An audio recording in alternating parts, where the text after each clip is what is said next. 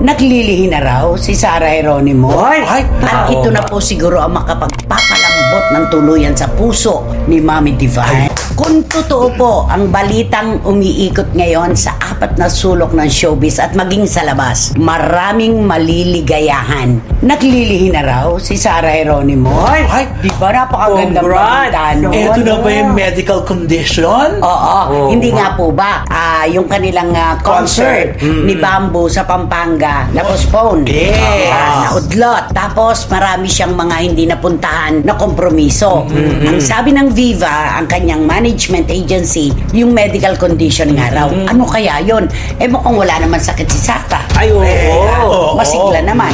So, meron pong mga nagkwento sa amin. Ay, Nako, mukhang ito na po yun. ay. Pregnant na raw. Ay, Sa magandang Geronimo. Magandang balita yun. Oo, dapat lang naman, 10 taon na sila magkarelasyon ni Mateo with Chelly, 3 taon na silang kasal, di ba? Oo. Dapat lang meron na tayong marinig na umiiyak ng uha-uha. Correct. Ay, oo. Diba? At umaasa tayo na ito na ang magdudugtong sa kanilang mag-ina. At ito na po siguro ang makapagpapalambot ng tuluyan sa puso ni Mami Divine. Ay, oo, naman. pinakamaganda. Ayan. Kasi siyempre, di ba, yung nanay, pag nakakita ng apo, o di ba, parang lumalambot yung Oo, puso. totoo Masaya talaga. siya. Di ba yung mga hindi mapatawad ng magulang, na mga anak na nag-asawa nang hindi napapanahon, pagkadala na nila ang baby nila, oy, yayakapin na ni Wala Mami na at ang ni lahat. Daddy. Ay, Tapos oo na. naman. Kung totoo nga na nagdadalang tao na po ngayon si Sarah Geronimo, tatanungin kita, Barikutot, anong gusto mong paglihihan niya?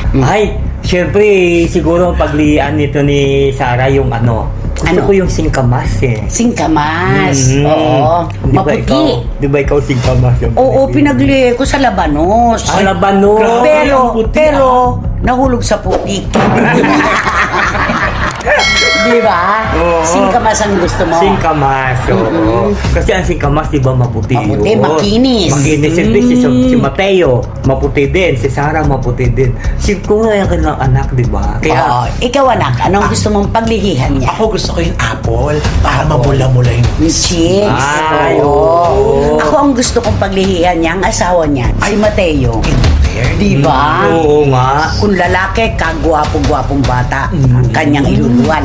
Kung babae naman, pagkaganda-ganda ng kanilang kombinasyon. Ay, Di ba? Oo nga. Mm. Pero di ba mahirap yung pagka pinaglian mo yung asawa mo? Di ba mayroon iba palagi mong inaaway? Oo. Di ba yung mga ganyan? Inaanto. At minsan pa nga yung asawa naglilihi. Correct. Ay, oo. Lalo daw pag hinahakbangan. Ay, Oo, nako. di ba?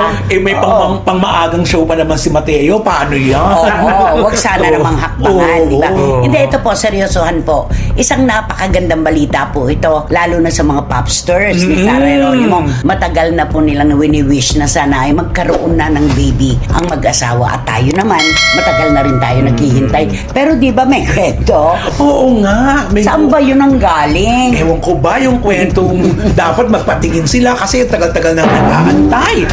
Diyos, tapos eto, pangalawang episode natin. Maglilihi na. Hindi, ito nga. Happy naman yung nanay. Hindi, Ang hindi. bilis. Kanyat, gusto mo.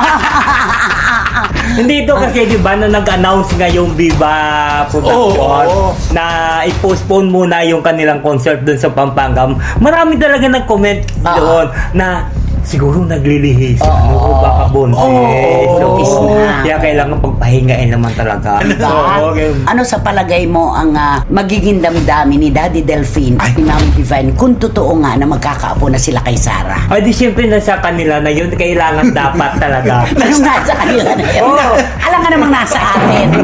Oo. Sabi nga kung ikaw nga. Okay, Ano sa palagay mo? Kailangan tanggapin nila yun.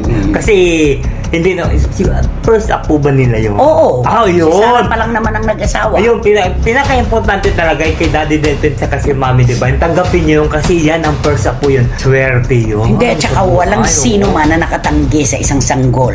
Ay, oo na. Diba? Kasi walang kamalayan ang bata. Correct. Wala siyang kinalaman sa kung anumang Tama. galit na meron sila sa biglaang pag-aasawa ni Sarah. Oo nga. Pero alam mo, mas naniniwala nga ako na nagdadalang tao na at inililihim lang. Kasal nga nila na ilihim nila eh. Ay, oo. Pwede. At saka diba, lagi naman ganyan ang artista. Kailangan Wag muna yung pagka-check up na buntis, announce kagad. Paininin mo muna. Ilan lang naman yung mga artista na nasa loob ng tiyan meron na kagad Oo, Facebook. Correct. Diba? Ipinaglaladlaran sa publiko kung ano na ang kanya, kung nakaupo, kung nakatuwad, kung anong nakakaloka yung mga ganun. Mayroon pa kayo iba nagpipicture nga di ba? Malaki pa yun dyan, nagpipicture sila, di ba? Nakaganon po. Nakapicture. Pumopose. Pero alam mo, collection kasi nila yun ganon. Yung journey kasi ng pagdadalang tao. Pero yung para ilantad mo sa publiko ang lahat ng hakbang na nagaganap sa'yo habang nagdadalang tao ka, nakakauma yun. Correct. Diba? Siguro ito lang, makukumpirma natin ito kasi di ba na-postpone. Sa October 29, itutuloy. Tingnan natin kung matutuloy sa October 29, Ano, ibig sabihin? baka hindi bantes. kasi kung buntis yun, syempre di ba?